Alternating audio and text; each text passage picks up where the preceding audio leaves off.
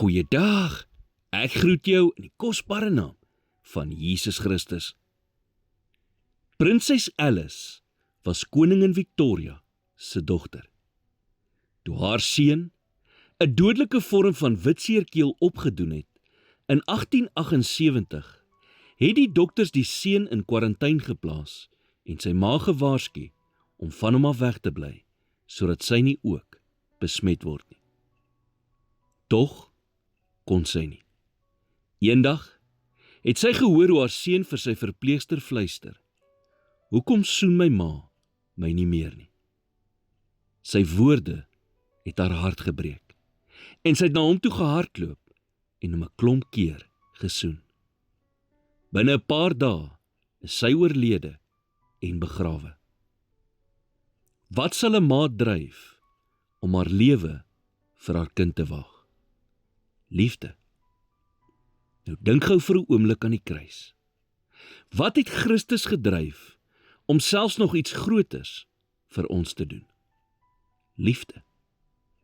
Paulus sê in Efesiërs 3 vers 19, en die liefde van Christus te ken, wat die kennis oortref, sodat julle vervul kan word tot al die volheid van God. Paulus noem hier dat die liefde van Christus 'n liefde is wat alle kennis oortref. Jy sien, die belangrikste ding wat jy vandag kan weet, is dat God jou liefhet met 'n liefde wat alle verstand te bowe gaan. En die belangrikste ding wat jy kan doen, is om hom te ken en om hom terug lief te hê. Dit moet jou nommer 1 doel wees in hierdie lewe.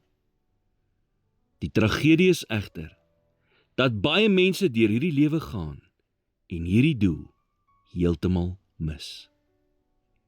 Hulle het kennis oor baie dinge. Hulle weet wat die aandelemarkte inhou, die nuutste sportsuitslae, wie op die voorblad van hul gunsteling tydskrif is. Maar hulle ken nie vir God nie.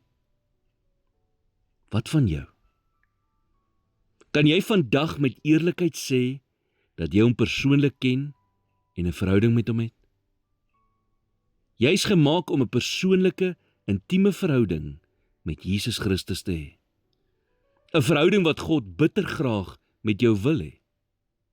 Trouwens, sy seun het gesterf, sodat jy daardie verhouding kan hê.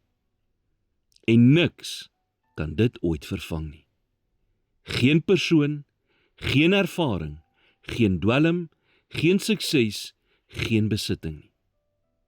Niks kan daardie leemte in jou hart vul nie. Net God kan.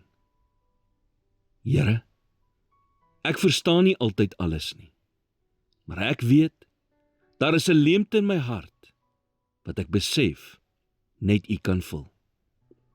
Ek erken dat U my geskep het, om 'n verhouding met U te hê, en daarom maak ek vandag 'n keuse, om my alles te gee, om daardie verhouding te vestig. In Jesus naam bid ek dit. Amen.